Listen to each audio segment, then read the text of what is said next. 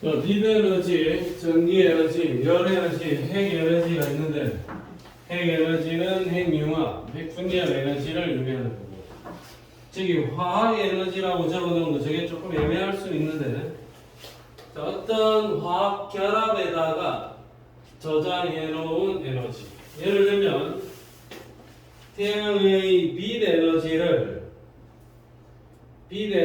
이용해서 식물들이 포도당을 만들어서 이 빛 에너지를 포도당 속에 저장해 놓았다면 이 포도당 속에 들어있는 에너지를 화학 에너지라 할 겁니다. 그러니까 석탄이나 석유, 천연가스 이런 거에 저장되어 있는 에너지 그걸 화학 에너지라고 할 거야. 자, 핸드폰을 자네들이 사용을 하고 있지. 자, 핸드폰을 콘센트에다 연결을 해서 전기를 핸드폰 속의 배터리에다 저장을 하죠. 그럼 핸드폰 배터리 속에 저장되어 있는 에너지, 그걸 화학 에너지라고 합니다. 자, 파동, 소리나 파도, 음파나 물결파, 이런 파동이 가지는 에너지. 그 다음에 포텐셜 에너지, 높은 곳에 있는 물체가 가지는 에너지. 중학교 때는 이거를 위치 에너지라 했고, 위치 에너지는 9.8 mH, mgh 이렇게 표기하기도 합니다. 자, 운동 에너지, 운동하는 물체가 가지고 있는 에너지. 중학교 때 운동 에너지는 2분의 1 mv 제곱 이렇게 배웠습니다. 준아, m이 뭐이고? 질량이고 V는 속도. 오케이. 2분의 1 mv 제곱 이렇게 표기를 해줍니다. 자, 운동 에너지, 포텐셜 에너지, 화학 에너지, 전기 에너지, 소리 에너지, 빛 에너지 여러 가지 에너지가 있는데 에너지라는 것은 기본적으로 일을 할 수 있는 능력을 에너지라 하겠습니다. 자, 그러면 어떤 하나의 에너지는 다른 형태의 에너지로 전환이 될 수가 있습니다. 한 형태의 에너지가 다른 형태의 에너지로 전환이 될 수도 있다. 자, 그러면 우선 핸드폰을 충전하는 과정을 생각을 해보면 핸드폰을 충전할 때는 전기 에너지를 화학 에너지로 바꿔서 휴대폰의 배터리에다가 전기 에너지를 화학 에너지의 형태로 저장을 합니다. 휴대전화를 충전하면 전기 에너지가 화학 에너지의 형태로 바뀌면서 배터리에 저장이 됩니다.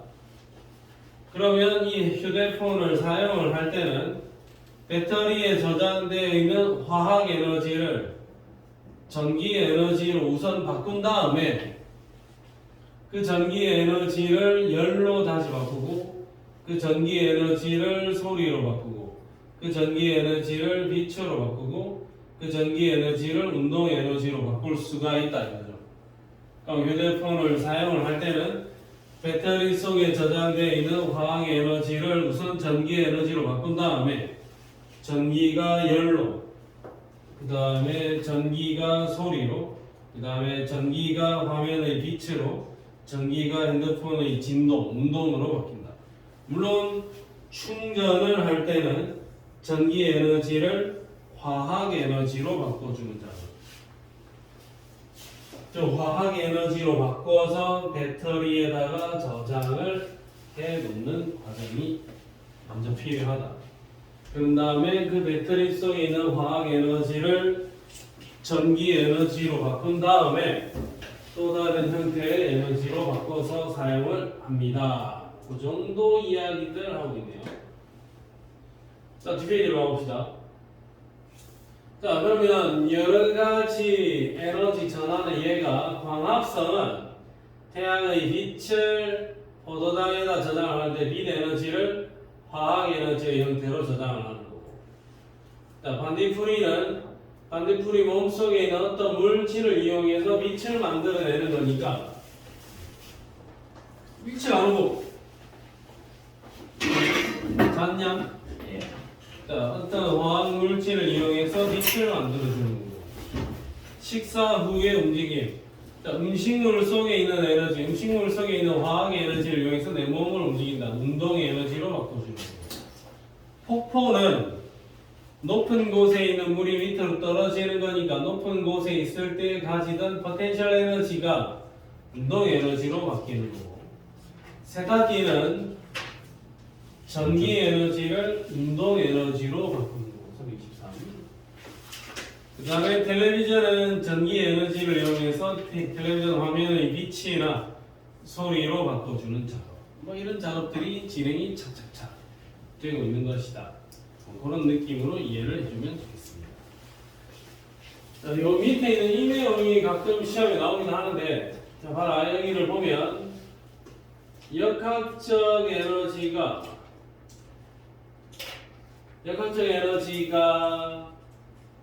마찰에 의해서 열로 바뀔 수도 있고, 역학적 에너지는 위치 에너지, 운동 에너지를 말하는데 수력 발전 위치 에너지가 운동 에너지로 바뀌는 과정에서 전기를 생산할 수도 있고, 전기를 배터리 속의 화학 에너지 형태로 저장을 하기도 하고, 화학 에너지를 사용해서 열을 만들기도 하고, 화학 에너지를 이용해서 반딧불이는 빛을 만들어내기도 하고, 그 빛을 식물은 광합성을 통해서 화학 에너지로 저장하기도 하고, 핵 에너지, 태양이 빛을 만들어낸다 돼 있는데, 태양이 빛을 만들어내는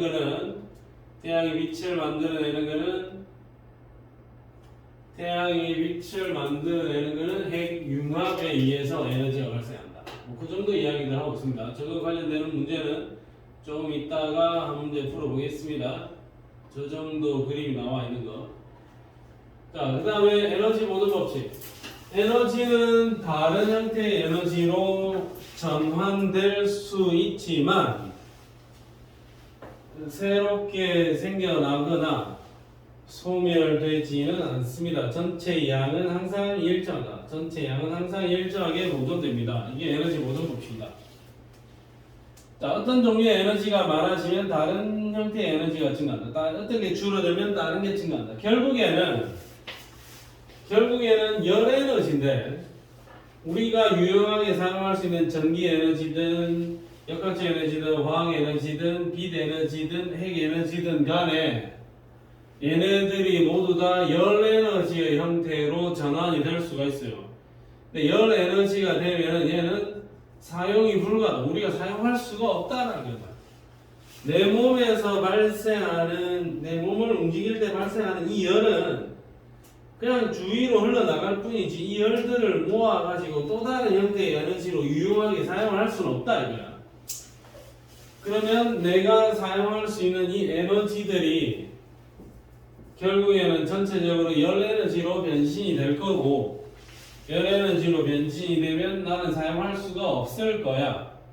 그러니까 우리가 사용할 수 있는 에너지의 양은 점점 줄어들겠죠? 그러니까 에너지를 절약해서 사용해야 됩니다. 새로운 에너지원을 개발하기 위해서 각종 노력들을 하고 있는 겁니다. 자, 에너지는 전부 다 열로 갈 건데 결국 우리가 사용할 수 있는 에너지가 줄어든다. 내가 땅속을 파가지고 석탄이나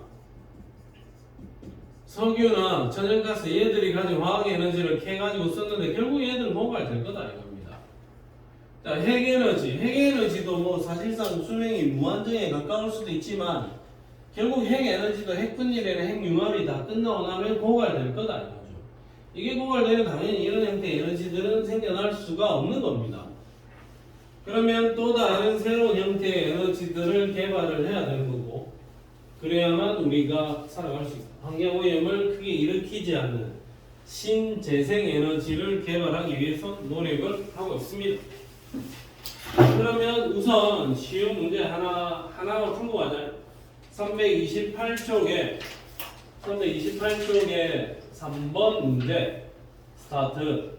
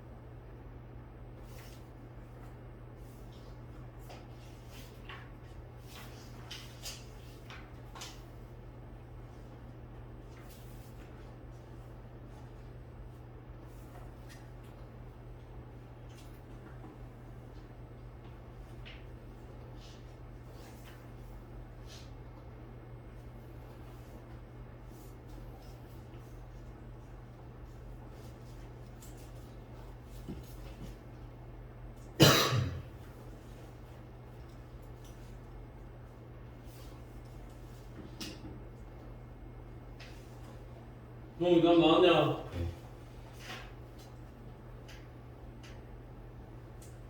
민혁이 2번. 지훈. 어? 2번. 선찰. 2번. 진원. 동규. 2번. 이게 뭐지? A가 발전기에서 전기 에너지가 된다. 그럼 A가 뭐지? 이거 혹시 역학적 에너지 아닙니까? 맞지? 이거 아니지? 자, B는 비대에너지가 광합성에 의해서 B로 되고, 이거 B는 화학 에너지 아닙니까? 이거 아니죠? 기의에는 전기가 열로 바뀐다.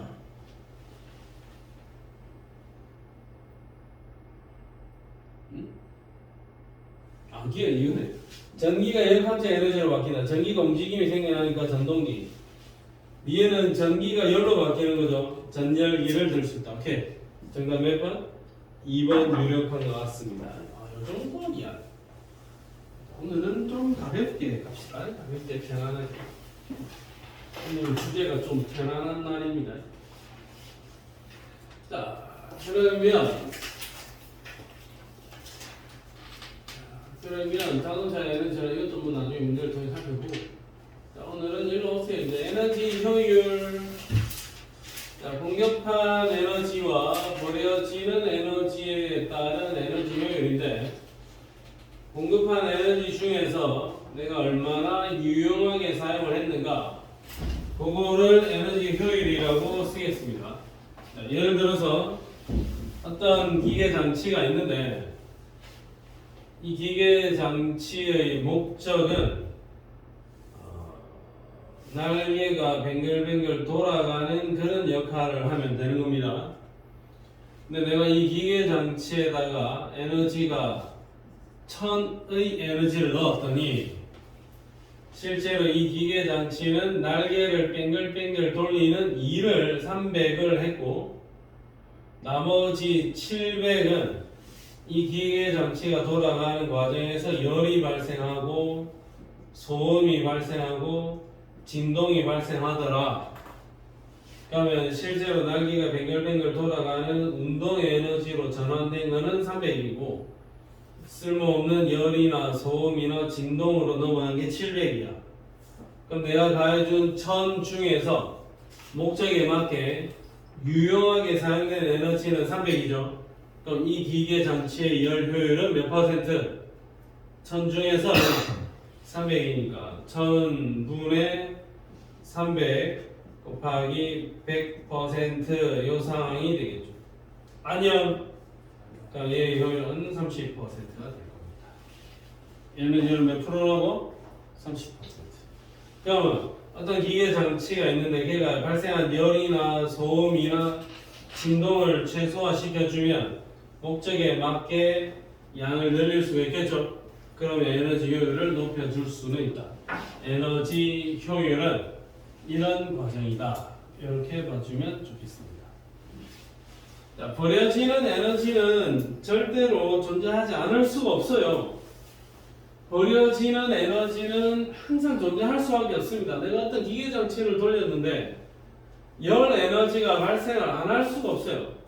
그러니까 에너지 효율은 100%짜리는 없습니다. 최대한 높이기 위해서 노력을 하는 거지.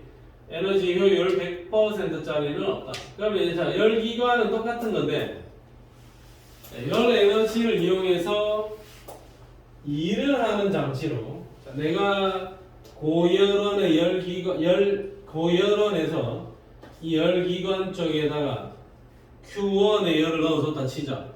그럼 예를 들어서 1000의 열을 여기다 가해줬어요. 그러면 이 열기관, 열을 이용해서 일을 하는 열기관에서 300만큼의 일을 했다.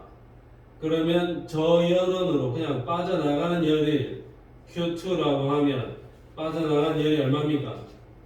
700이 나간 거지. 그러면 내가 넣어준 Q1에서 Q2 값을 빼주면 내가 유용하게 한 1의 양이 될 거 아닙니까? Q1 1000에서 Q2 700을 빼주면 내가 한 1의 양이 되겠죠. 그러면 이 열기관의 열효율은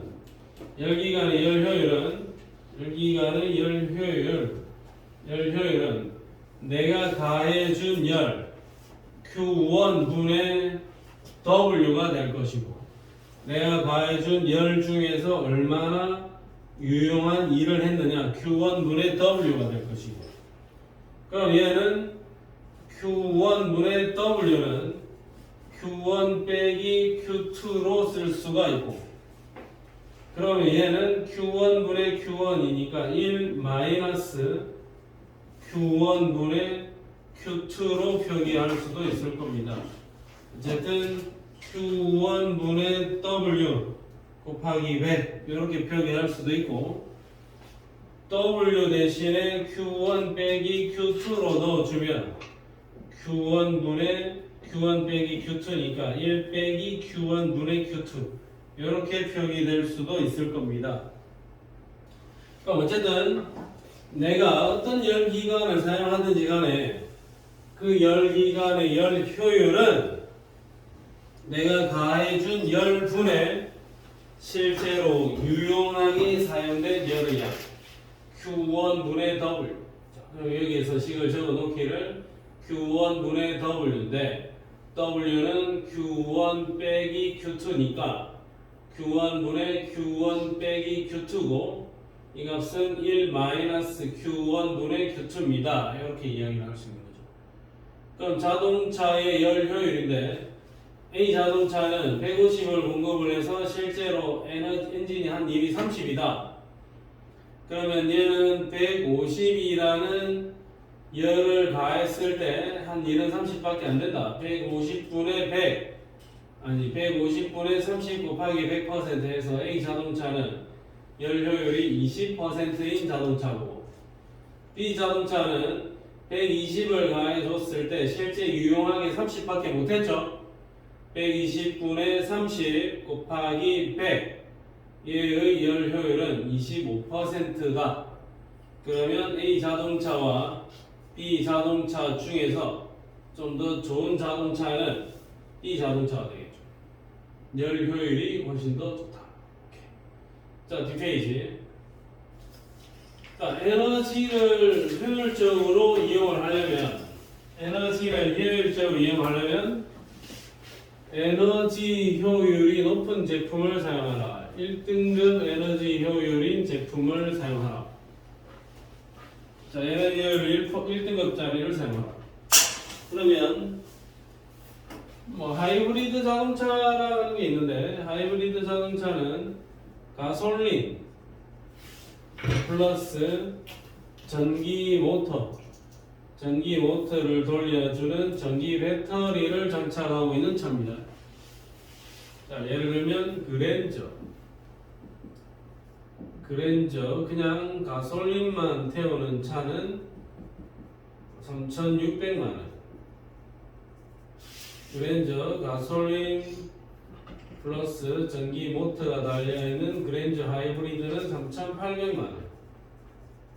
가솔린만 있는 차보다는 하이브리드 자동차가 한 200만원 정도 더 비싸긴 합니다.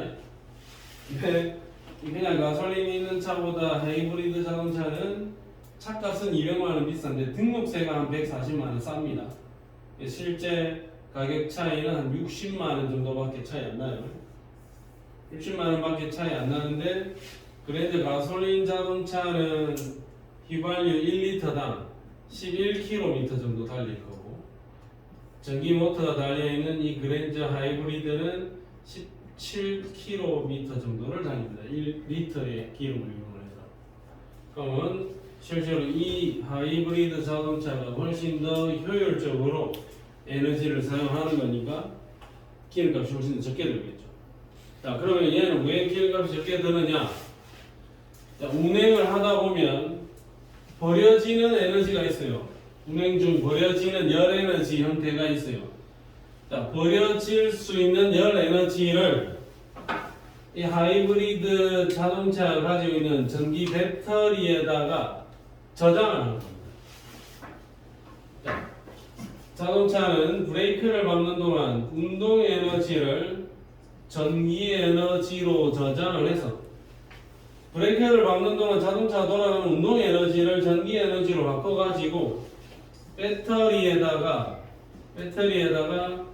화학 에너지 형태로 저장을 하고 아니요 화학 에너지 형태로 저장을 하고 그리고 저장된 화학 에너지를 저장되어 있는 화학 에너지 그리고 화학 에너지 형태로 저장되어 있잖아요. 이 전기 에너지가 그 전기 에너지를 이용해서 전기 모터를 돌리는 겁니다.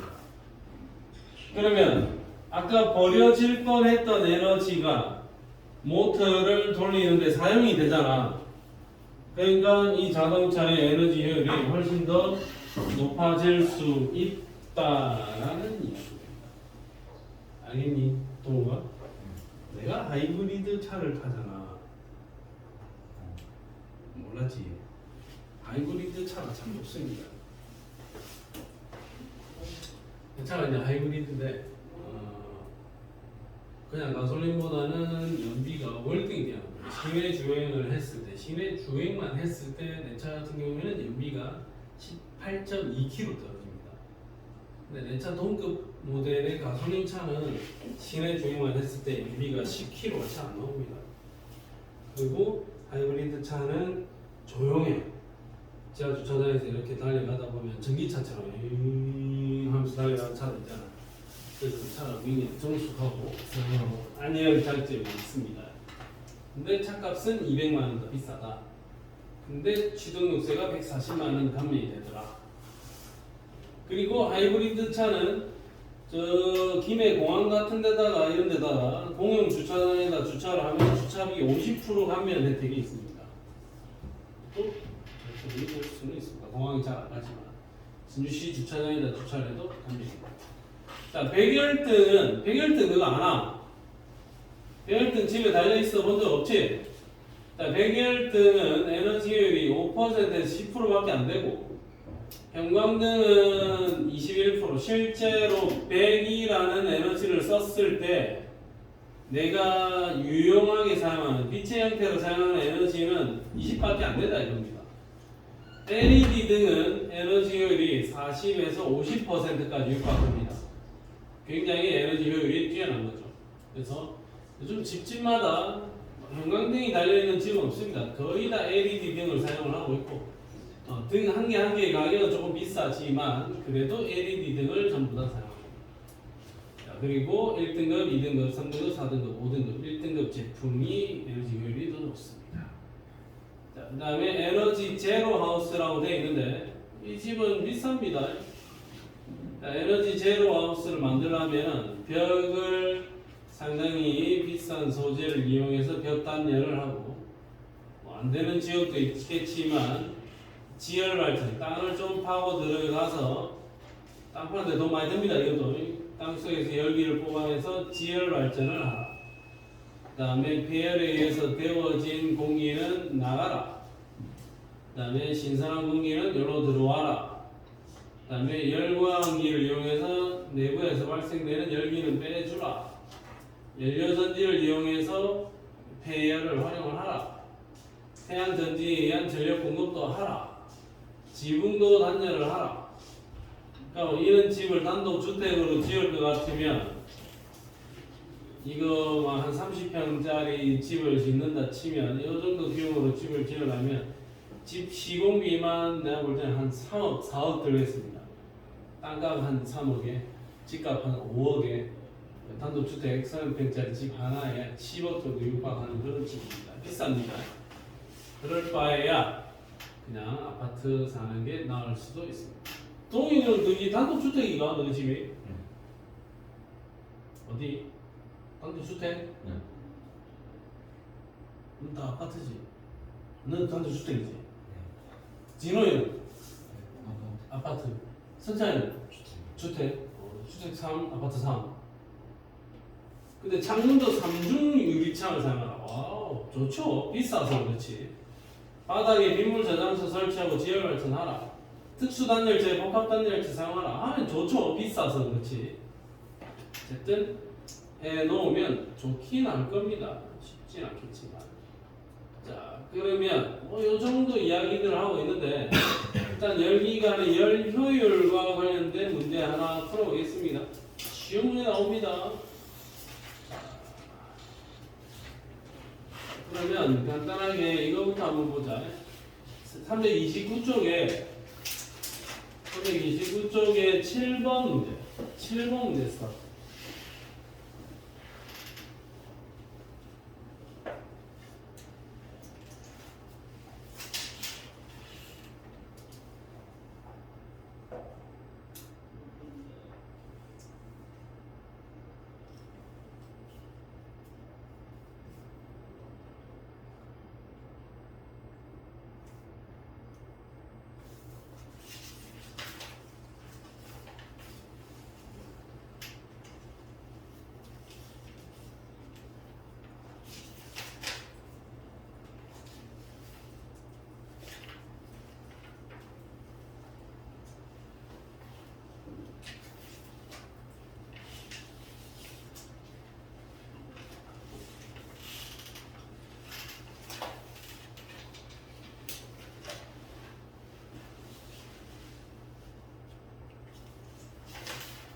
또 이거 체크했냐?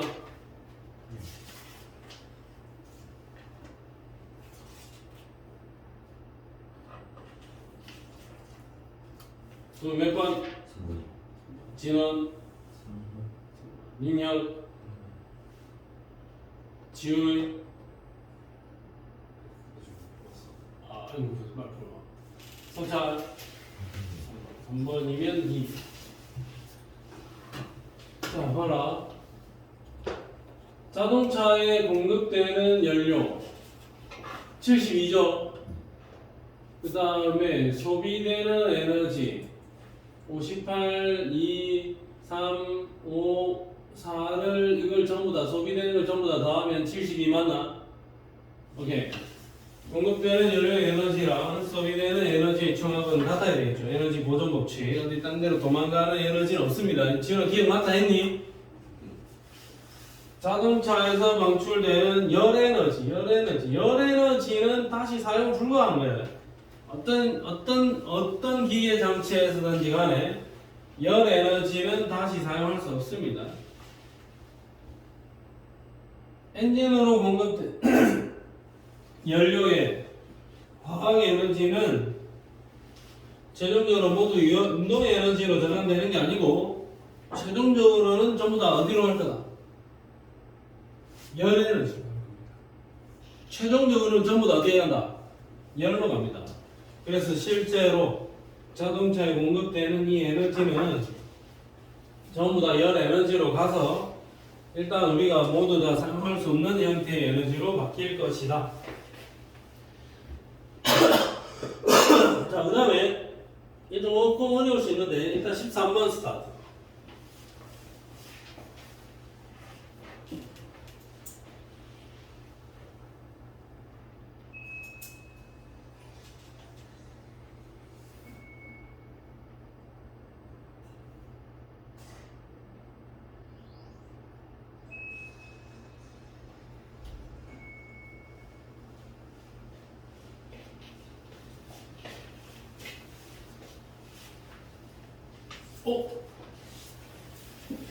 지훈이 답 체크 했니?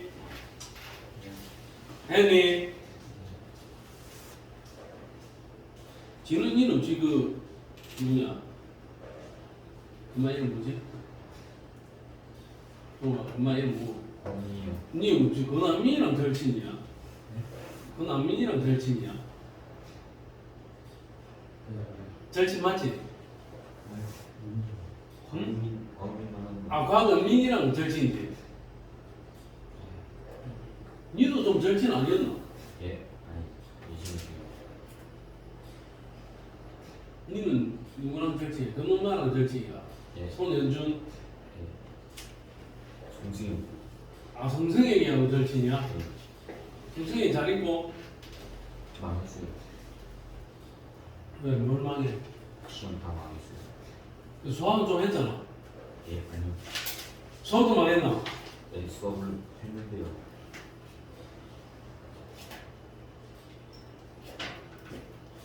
수학 좀 잘한다 했는데 진아, 과학 은민이 설득해가지고 좀 이제부터 정신 차리고 공부 한번 해보자. 이래 한번 해봐라.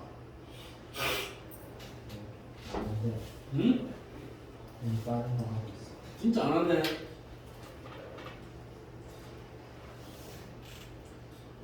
그래 왜 됐을까? 공부 열심히 하고 공부 잘하는 거. 니도 그 과학 은민이 공부 잘하던 모습을 아나? 알고 있나? 니 아나? 과학 은민이. 니 아나? 과학 은민이. 그게 나네. 자, 지현아 몇 번? 4번? 동우가, 참. 인혁아, 지훈아, 석찬아, 4번이야? 자, 에너지 효율이, 열 효율이 얘가 좋네요. 같은 에너지를 공급을 한다면 B가 더 많은 일을 하겠지. A가 더 적은 일을 할 겁니다.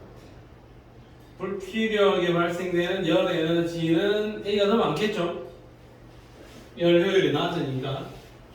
그 다음에 같은 일을 할 때 같은 시간 동안 연료를 소모하는 같은 일을 하려면 얘가 더 많은 연료를 태워야 이 에너지 효율 좋은 놈하고 동급의 일을 할 수 있겠지. 얘는 비효율적이니까 더 많은 연료 소모를 해야 됩니다. A가 더 많이 소모해야 됩니다. 그러면 디귿 보기 틀. 정답은 몇 번? 넘버 4. 지금 우리가 한 챕터 한 챕터를 수업을 하면 민혁아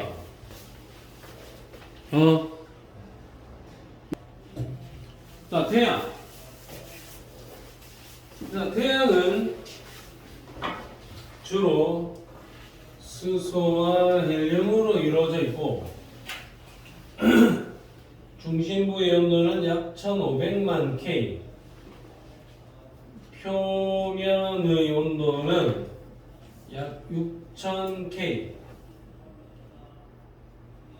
중심부의 온도는 중심부는 온도가 워낙에 높기 때문에 수소와 헬륨이 원자 핵과 전자가 분리된 형태, 그 형태를 플라즈마 상태라 합니다.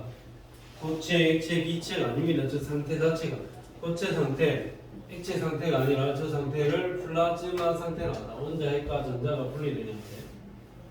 워낙에 초고온이라서 표면에서는 플라즈마 상태로 존재하진 않아요. 중심부 쪽에서는 플라즈마 상태로 존재한다. 태양은 주로 수소와 헬륨으로 이루어집니다. 태양은 별의 진화 과정에서 이게 뭐라 부르대? 기억납니까? 태양은 지금 현재 주 계열성이죠. 자, 주계열성인 태양은 중심부에서 수소핵 융합 반응을 일으키는데 4개의 수소가 모여서 하나의 헬륨이 됩니다.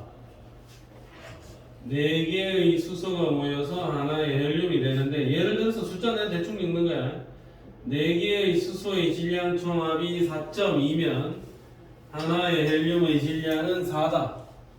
4개의 수소가 모여서 하나의 헬륨이 되는 과정이니까 이 과정이 핵 융합 반응이 될 거고 4.2에서 4가 되니까 질량이 0.2만큼 줄어들었다. 질량 감소가 일어납니다. 질량 감소 델타 M 질량의 변화. 자, 질량이 감소가 일어난다. 질량만큼 감소한다. 감소한 질량. 자, 그 감소한 질량에 비례하여 에너지가 발생하는데 발생된 에너지의 양은 감소된 질량 곱하기 빛의 속도의 제곱입니다. 에너지 발생량은 감소된 질량 곱하기 빛의 속도의 제곱 mc 제곱. 수소핵 융합 반응을 통해서 에너지를 발생한다. 태양 에너지는 수소핵 융합 반응을 통해서 에너지를 만들어냅니다. 무슨 반응이라고? 수소핵 융합.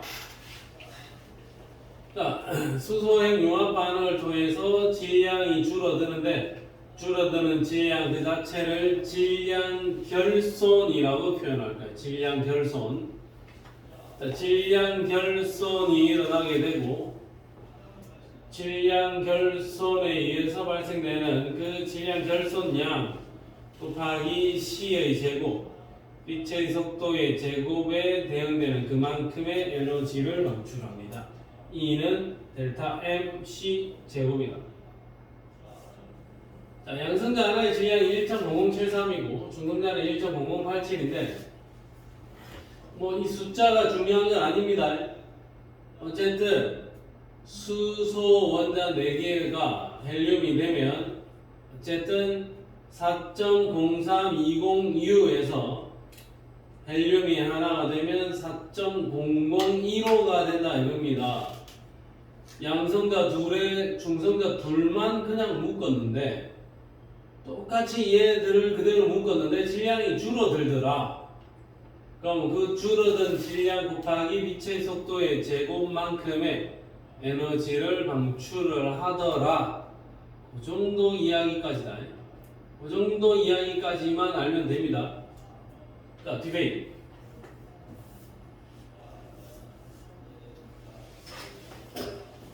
자, 그러면 태양의 에너지는 지구에 존재하는 모든 에너지의 근원은 태양입니다. 태양의 에너지는 지구에 도착해서 다른 에너지로 전환되기도 하고 전환된 후 또 다른 에너지로 또 전환을 거칠 거고 이 과정에서 여러 가지 에너지의 순환을 일으킵니다. 결국에는 지구에 존재하는 모든 에너지의 근원은 태양이고 사실상 모든 에너지의 근원은 태양이고 지구에서 일어나고 있는 이 에너지 순환의 근원도 태양 에너지다. 태양 에너지가 지구에 끊임없이 공급되기 때문에 우리는 그 에너지를 토대로 해서 생활을 한다 이거죠. 자, 태양 에너지가 어떻게 이용이 되는가? 광합성이 일어나게 되면 요것들 잘 봐줘야 됩니다. 이거 단순히 외우는 게 아니고 이해를 잘해야 돼요. 태양의 빛 에너지를 포도당의 화학 에너지로 전환한다. 화학 에너지 항상 헷갈리지 마라. 그러면 식물이 화석 연료로 썩어서 석탄 석유가 되는데 석탄 석유 속에 저장되어 있는 것도 화학 에너지다. 태양 열에 의해서 물이 증발을 하게 되고 증발된 물이 구름으로 돌아다니다가 어디 가서 떨어지면 비가 나온다. 물이 증발을 해서 기상현상을 일으키는데 그것도 태양병입니다. 태양의 열 에너지가 빗방울이 떨어지고 움직이는 역학적 에너지로 전환이 됩니다. 그 다음에 태양광 발전, 태양광이다 광, 빛광 태양의 빛 에너지를 직접 전기 에너지로 바꿔주는 게 태양광 발전. 태양열 발전은 태양의 열을 이용해서 물을 데우고 데워진 물을 통해서 전기를 생산하는 방식인데 태양광 발전은 빛을 직접 전기로 바꿔주는 거고. 자, 화력 발전은 석탄, 석유, 천연가스 속에 저장되어 있는 화학 에너지를 이용해서 전기를 생산하는 장면. 결국 이 화학 에너지도 결국에는 태양에서부터 와서 이게 만들어진 거다. 비나 눈 등의 물을 댐에 저장을 했다. 저장해 놓으면 저 높은 곳에 있는 물의 포텐셜 에너지가 결국에는 굴러 떨어지면서 운동 에너지로 변신을 하고 운동 에너지가 발전기를 돌려서 전기 에너지를 생산을 할 건데 결국 저 위에 물을 가둬놓은 것도 태양이 열을 이용해서 물을 옮긴 다음에 여기서 빗물을 떨고 쓰니까 여기에 빗물이 갇혀 있는 겁니다. 결국에는 여기 있는 이 포텐셜 에너지의 근원도 태양이다 이거죠. 지구상에 존재하는 모든 에너지의 근본은 태양 에너지에서 출발하는 겁니다. 다른 에너지는 없습니다. 자, 그러면 이 그림도 이제 시험 문제 나올 거야. 잘 봐라. 시험 문제 나오든지 아니면 뭐 일단 이해를 해야 되는 겁니다. 태양의 에너지는 열 에너지와 빛 에너지 두 개로 나눠지는데 일단 빛 에너지라 하면은 빛을 이용해서 광합성, 태양 광 발전 이 두 가지를 사용할 수 있고 열 에너지는 태양의 열 에너지는 물의 증발을 일으키고 열의 편차에 따라서 바람이 불기도 합니다.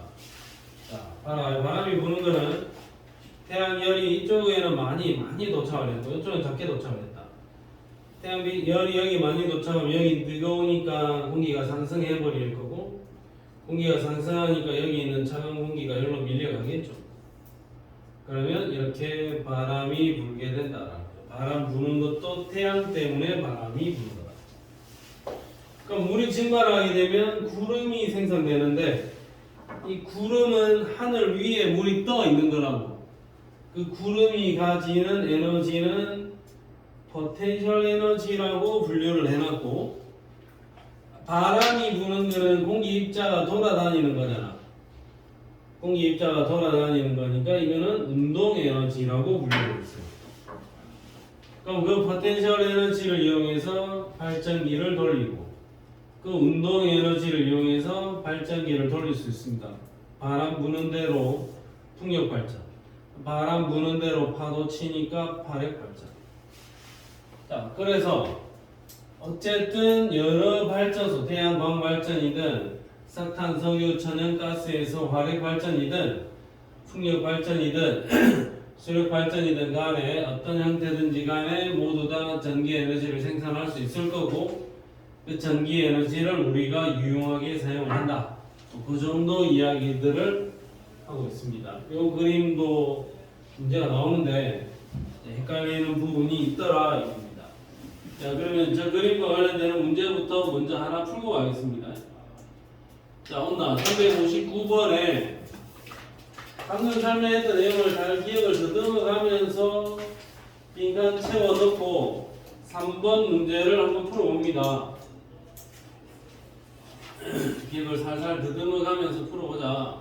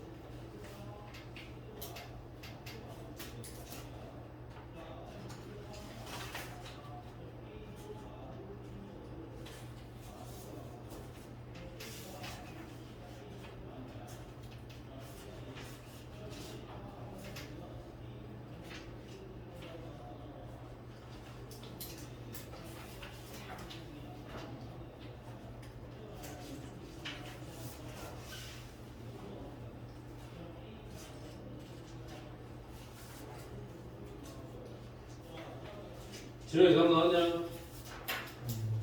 안 나왔냐? 저기 봐.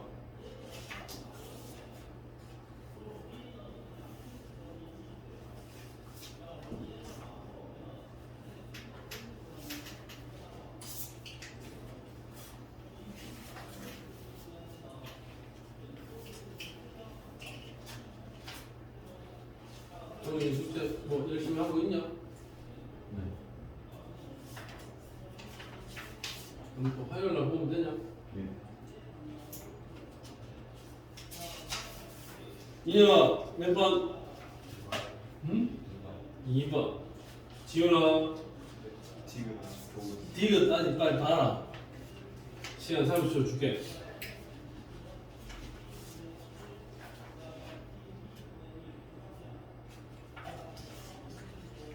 진호이는 몇 번? 2번.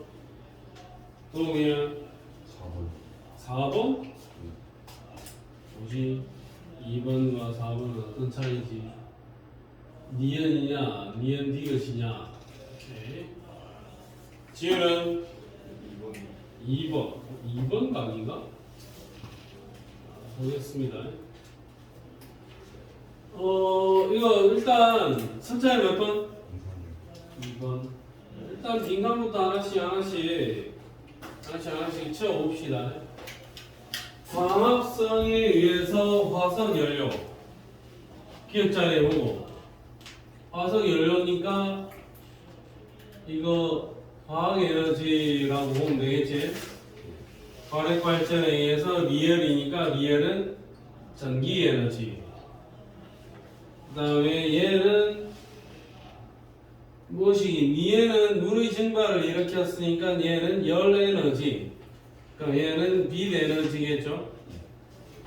열 에너지는 물의 증발에 의해서 구름이 만들어진다. 구름은 저 위에 하늘 위에 떠 있는 거라 그랬잖아.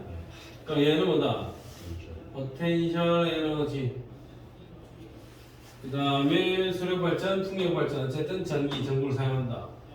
니에는 열 에너지입니다. 이거 틀렸고.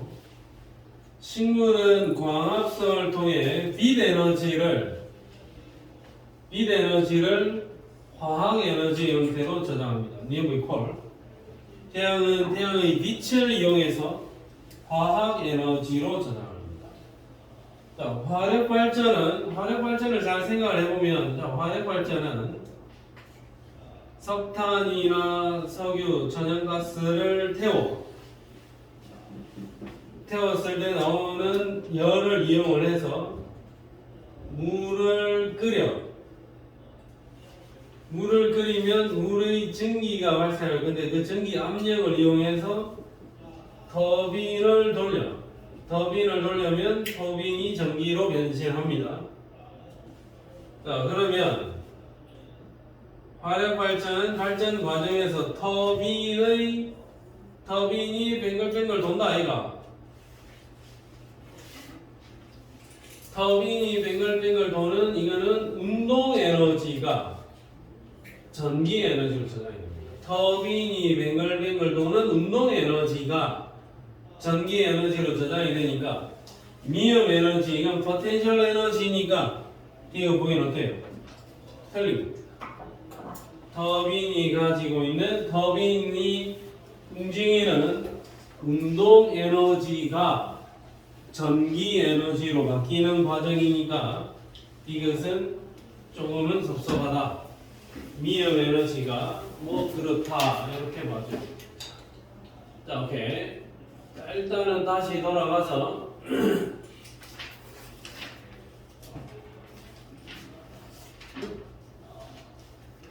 자, 대기와 해수의 에너지 순환.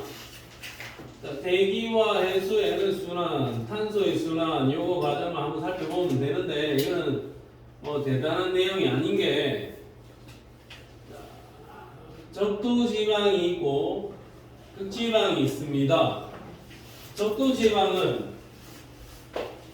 우리가 위도상으로 얘는 저위도 지방이라 부르고, 극지방은 고위도 지방이라 부르는데, 적도지방은 태양 복사 에너지량과 지구가 내뱉어내는 지구 복사 에너지를 비교를 해보면 태양 복사 에너지량이 더 많다.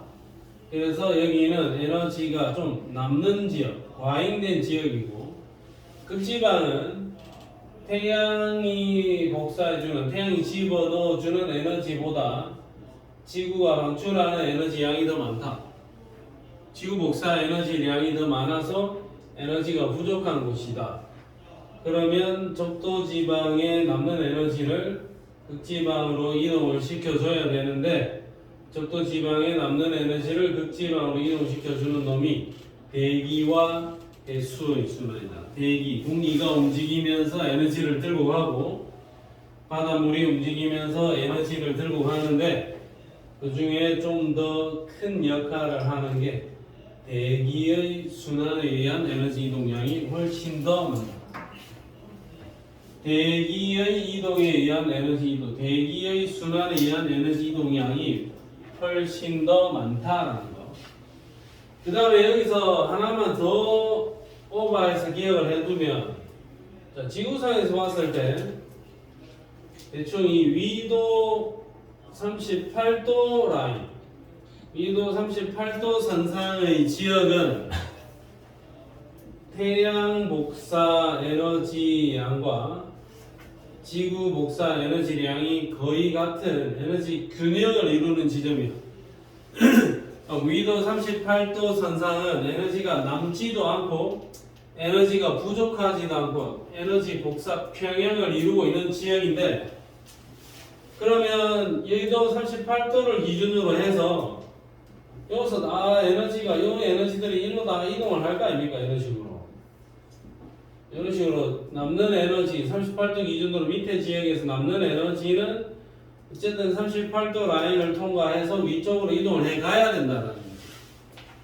그래서 위도 38도 라인이 에너지의 이동량이 최대인 지역이 되겠다. 에너지 이동량이 최대인 지역이 위도 38도 선상이 될 거고, 위도 38도 선상이 에너지 이동량이 최대인데 에너지를 이동시켜주는 놈은 대기와 해수, 대기 대순환과 해수의 순환인데, 대기와 해수 중에서 누가 더 큰 역할을 하더라? 대기가 더 많은 에너지를 이동시켜주더라. 그 정도.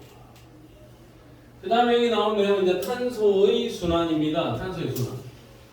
탄소가 지구상에 한 군데 가만히 있는 게 아니다 이거죠. 화석연료도 탄소로 이루어져 있고, 공장에서 화석연료를 태워주면 대기 중에 이산화탄소로 다시 넘어가게 되고, 이산화탄소가 뱅글뱅글 돌아다니고 있었는데 광합성에 의해서 C6에 H12개, O 6개 붙어있는 포도당으로 변신하기도 합니다.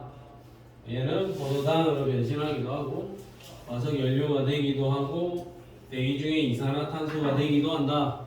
그러면 이 탄소 같은 경우에는 한 곳에 머물러 있는 게 아니라 지구상의 각 지점을 돌아다니면서 여러 가지로 순환을 하고 있다.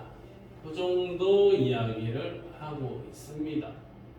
자, 그럼 뒤로 가서 저 내용들 문제 하나만 풀어보겠습니다.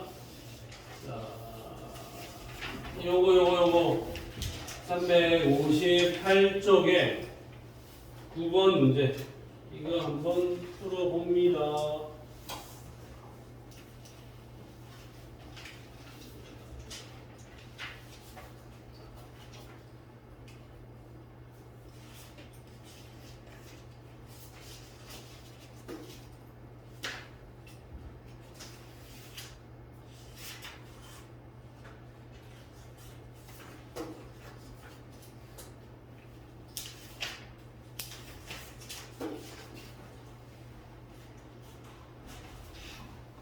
안내 4번에 앉아있으면 됩니다.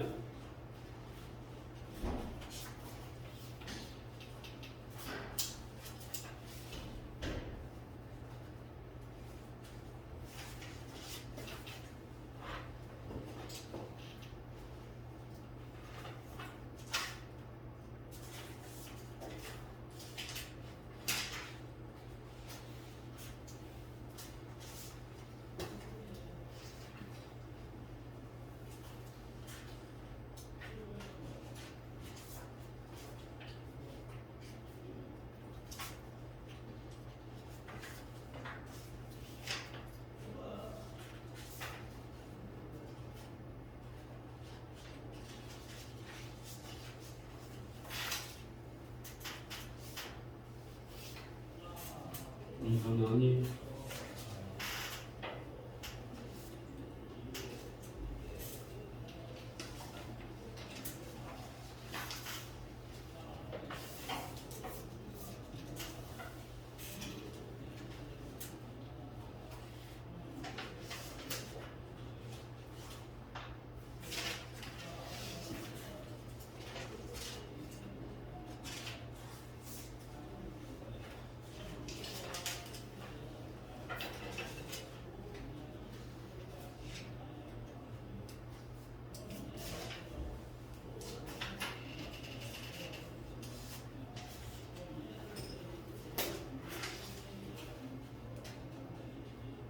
진호 몇 번?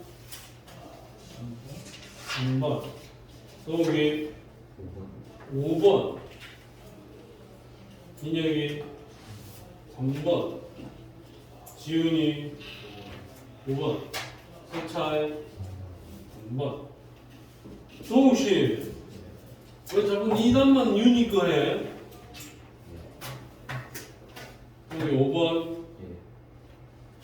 혹시 유니까 5번이 답인지 한번 보겠습니다. 3번과 5번은 니은 차이가. 가에서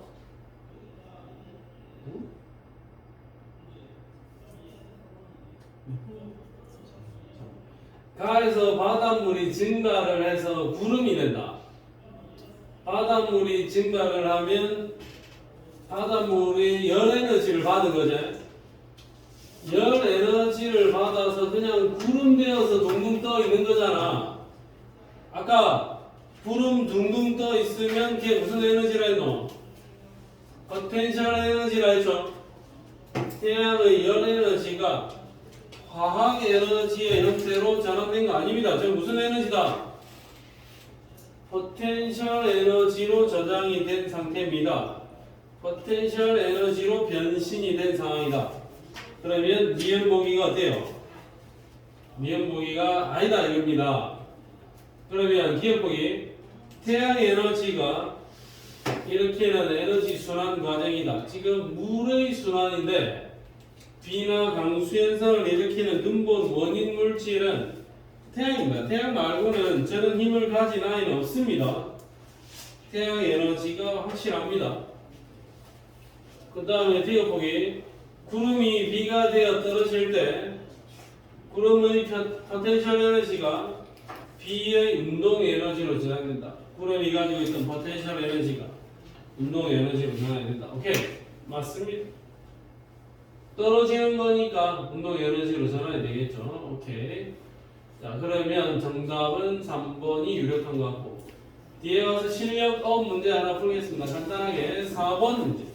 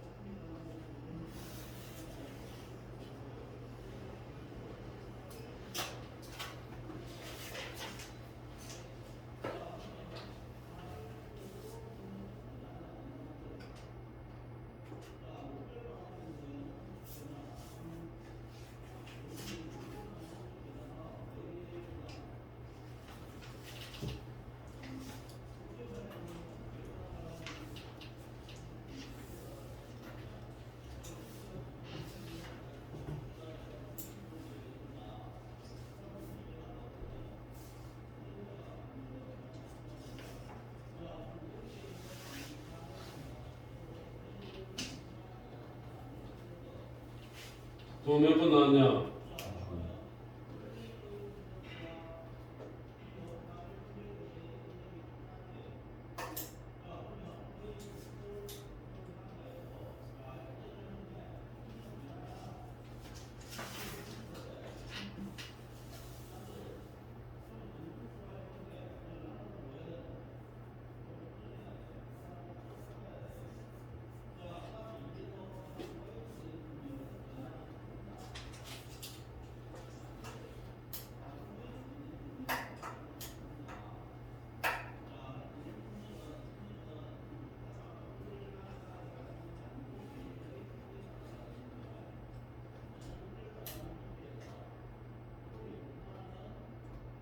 또 몇 번 나왔냐?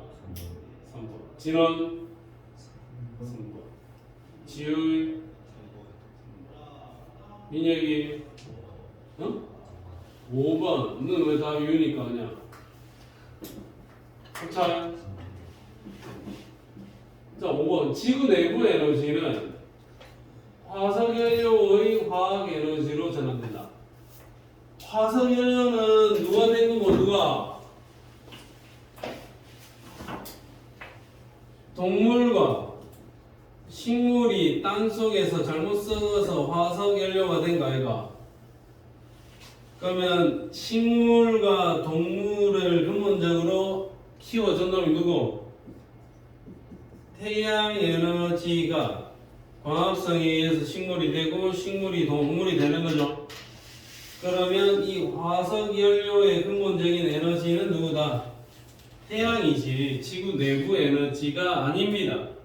그러면 디귿 보기가 틀렸습니다. 대기 중에는 이산화탄소 형태일 거고 저위도에 남는 에너지가 고위도로 이동을 해서 이동을 하는 과정에서 대기와 해수가 순환된다. 이것도 맞고 이것도 맞는 말이야. 그러면 다음 몇 번? 3번이 답니다. 알겠습니까?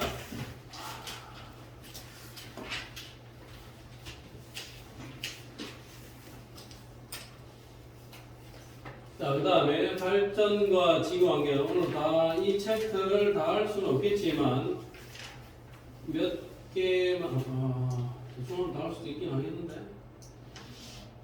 조금 무리긴 합니다.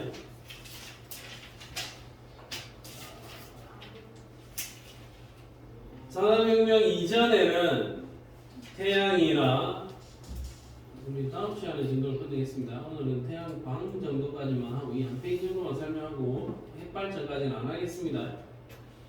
산업혁명 이전에는 태양이나 바람이나 물 등이 가진 에너지를 주로 사용했어요. 태양열이나 바람 부는 대로 물레방아나 그 다음에 물 흘러가는 대로 어떻게 뭐 장치를 해가지고 에너지를 썼다 이거야. 네, 산업혁명 이후에는 석탄, 석유, 천연가스를 주 에너지원으로 사용하고 있다. 석탄, 석유, 천연가스를 이놈 화석연료라 할 건데 석탄 같은 경우에는 주로 식물의 유해가 땅속에 대접되어서 석탄이 만들어지는 거고 미생물이 바다나 호수에 퇴적이 되면 석탄, 석유나 천연가스가 될 수 있는 건데 어쨌든 식물이든 미생물이든 간에 어쨌든 생명체들이 땅속에 묻혀서 이렇게 되는 거고 이놈들의 덩치를 키워준 놈은 결국 태양이니까 화석 연료의 근원 물질도 태양 에너지다. 자, 화석 연료를 사용하게 되면 화석 연료는 탄소와 수소로 이루어져 있고 이런 화석 연료를 우리가 사용을 하면 연소시키면 탄소가 산소 만나면 CO2가 되고 수소가 산소 만나면 H2O가 됩니다. 그래서 이 화석 연료가 연소되면 물과 이산화탄소가 되는데 이산화탄소가 지구 온난화, 온실 효과를 일으키는 물질이 되는 거죠. 그래서 내가 열심히 화석 연료를 사용하게 되면 지구 온난화가 일어나게 됩니다. 그래서 좀 살기가 어려워집니다. 그 다음에 화석 연료는 매장 지역이 좀 편중되어 있고 매장 양에도 한계가 있다. 그래서 언젠가는 고갈될 에너지 자원입니다. 그래서 새로운 에너지 자원을 개발해야 됩니다. 대체 에너지를 개발해야 됩니다. 그 대체 에너지 중에 하나로 거론되고 있는 게 뭐 많이 사용을 하긴 하는데 난 개인적으로 좀 별로인 게 저 태양광 발전이 있어요. 태양광 발전. 태양광 발전이 있는데 태양광 발전 같은 경우에는 딴 거 없어요. 간단하게 포인트만 짚으면 돼. 반도체로 태양 전지를 만들었는데 제 포인트는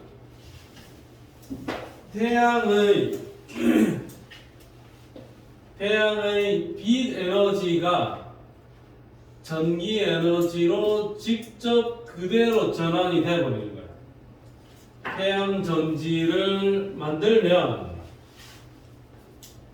여기에 태양 전지를 하나 만들어 놓으면 여기에 태양의 광, 빛이야. 태양 열이 아닙니다. 빛이야, 빛. 태양 광이 들어오게 되면 태양 전지 내부에 자유전자가 이렇게 생겨난다고. 자유전자가 광전 효과처럼 태양 전지판 내부에 있는 자유전자가 발생하게 되고, 그 자유전자들이 그냥 일정한 방향으로 이동만 하게 장치를 세팅하는 거라고.